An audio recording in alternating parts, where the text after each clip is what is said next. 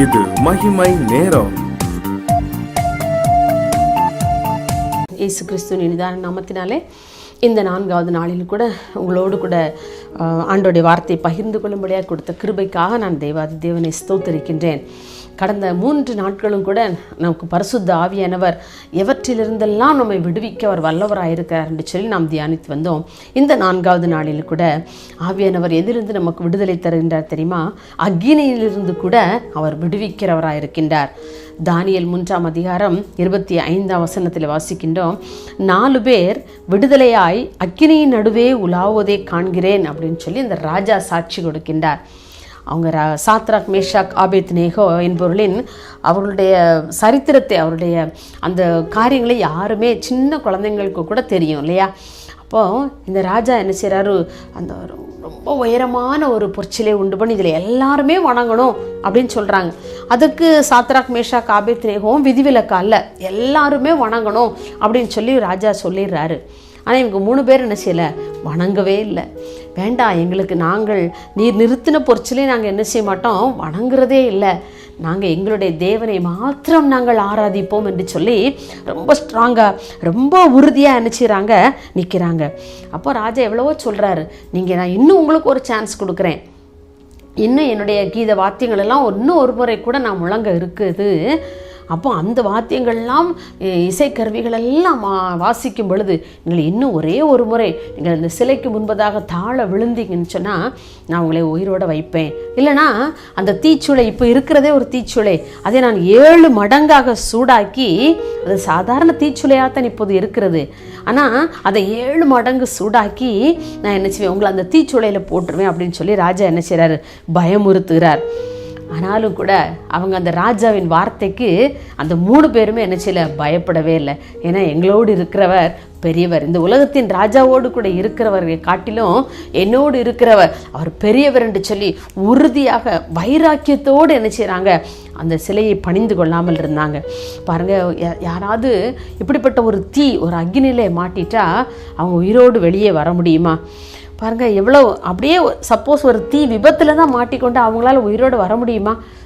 இல்லை. ஆனால் இது 7 மடங்கு சூடாக்கப்பட்ட எப்படி ரொம்ப மிகவும் வெப்பமான ஒரு சூழ்நிலையிலே அவர்கள் 3 தூக்கி போடப்படுகிறார்கள். பாருங்கள், இதை நான் யோசிக்கும் போது நினச்சேன், இந்த அக்னி போன்ற பிரச்சனைகள் நமக்கு நிறைய நம்மை சுற்றுற மாதிரி இருக்கும் இல்லையா? எவ்வளவோ மனிதனுடைய வார்த்தைகள் இருக்கும், மனிதனுடைய செயல்கள் இருக்கும். அதெல்லாம் யோசிக்கும்போது நம்ம குடும்பத்தினரால் நமக்கு பல இடைஞ்சல்கள் வரலாம், நம்மளோடு வேலை பார்க்கின்ற மனிதர்களால் நமக்கு இடையூறுகள் வரலாம், நம்மை சுற்றி இருக்கிறவர்களால் இடையூறுகள் வரலாம், அவர்கள் பேசுகிற வார்த்தைகள் நமக்கு வேதனையை கொடுக்கிறதாக இருக்கலாம். இந்த அக்கினியை போன்ற அநேக காரியங்கள் நம்முடைய வாழ்க்கையிலே நிகழ்ந்தாலும் கூட நாம் எப்படி இருக்கணும், என்னோடு கூட இருக்கிறார், இந்த அக்கினியின் நடுவே என் தேவன் என்னோடு கூட இருக்கிறார், பரிசுத்த ஆவியானவர் என்னோடு கூட இருக்கிறார் என்கிற தைரியத்தோடு நாம் எதையும் நம்ம ஃபேஸ் பண்ணோன்னு சொன்னால் நம்முடைய காரியங்கள் எல்லாம் ஒன்றும் இல்லாமல் போகும். அருமையானவர்களே, ஒருவேளை இதை கேட்டுக்கொண்டிருக்கிற உங்களுடைய வாழ்க்கையிலே மனிதர்களுடைய வார்த்தைகள், மனிதருடைய செயல்கள் உங்களை வேதனைப்படுத்துகிறதா இருக்கிறதோ, கர்த்தரையே நோக்கி பார்ப்போம். அவர் சகலவித காரியங்களிலிருந்தும் கூட நம்மை விடுவிப்பதற்கு அவர் வல்லவராக இருக்கின்றார். அப்போ நம்ம விடுவிச்சு வெளியே வந்த பிறகு நம்ம சொல்லுவோம், கர்த்தர் எவ்வளவு நல்லவர் என்று சொல்லி. பாருங்கள், ஒரு பாடல் இப்படி சொல்லுகிறது, அக்கினி சோதனை பட்சிக்க வந்தும் முச்செடி தன்னில் தோன்றிய தேவன் பாதுகாத்தாரே, அவர் நல்லவர், அவர் கிருபை என்றும் உள்ளதே. பாருங்க, அக்கினி போன்ற சோதனை நம்ம பட்சிக்க வந்தாலும் கூட அவரை பாதுகாக்கிற ஒரு தேவனாக அவர் நம்மோடு கூட இருக்கிறார். அன்றைக்கு மாத்திரமல்ல, 2000 வருஷத்துக்கு முன்னால் சாத்ராக் மேஷாக் ஆபேத்நேகோவை பாதுகாத்த தேவன் இன்றைக்கும் அவர் நம்மோடு இருக்கிறார் என்று சொல்லி நாம் விசுவாசிப்போம் என்று சொன்னால் எந்த அக்கினி சூளைகளும் கூட நம்மை எந்த சேதம் இன்றி அவர் காப்பாற்றி நம்மை தூக்கி எடுக்க அவர் வல்லவராயிருக்கின்றார். எப்போ இந்த பரிசுத்த ஆவியானவர் நம்மில் கிரியை செய்யும் போது மாத்திரமே நாம் இப்படிப்பட்ட அக்கினி சூளைகளை நாம் கடந்து வெளியே வர முடியும்.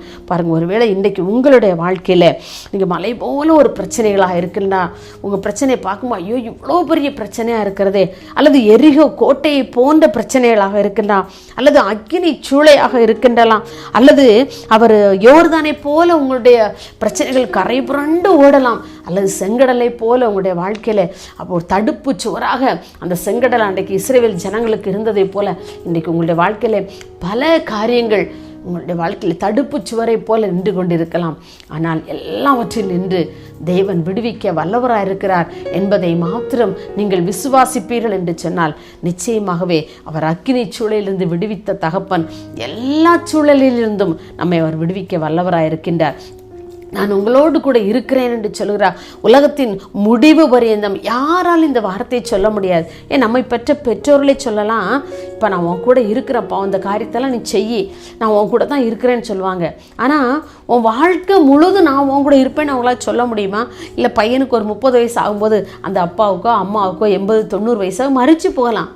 ஆனால் ஆண்டவர் சொல்கிறாரு, உலகத்தின் முடிவு பரியந்த நீ எப்போ சாகுறியோ அது வரைக்கும் நான் உன் கூட தான் இருப்பேன்னு சொல்கிறார். இப்படிப்பட்ட வாக்குத்தத்தங்களை வேறு யாரும் சொல்ல முடியாது அன்பானவர்களே.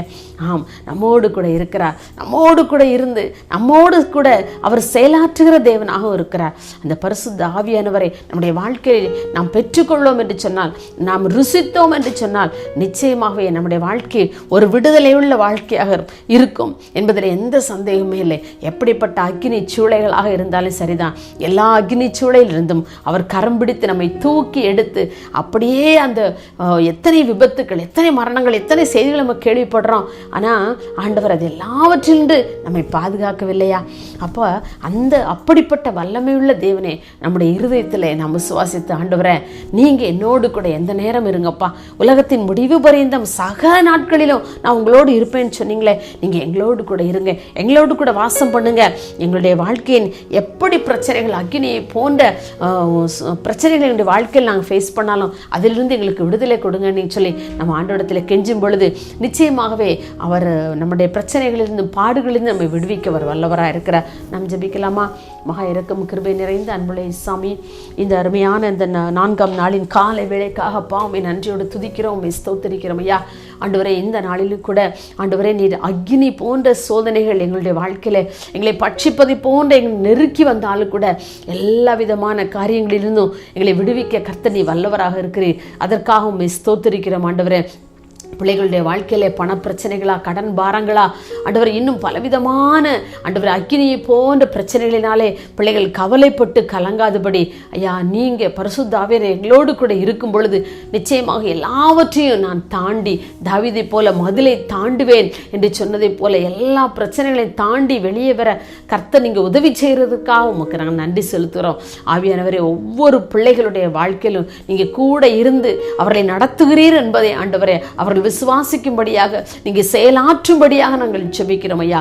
ஒவ்வொரு பிள்ளைகளையும் தனித்தனியாய் குடும்பத்தின் ஒவ்வொரு பிள்ளைகளுக்கும் தேவையான கிருபைகளை தந்து பிள்ளைகளை வழிநடத்தும்படியாக ஜெபிக்கிறோம். அப்படி நீ தந்து பிள்ளைகளை பலப்படுத்துகிறதற்காய் ஸ்தோத்திரம். இயேசுவின் நாமத்தில் பிதாவே, ஆமேன்.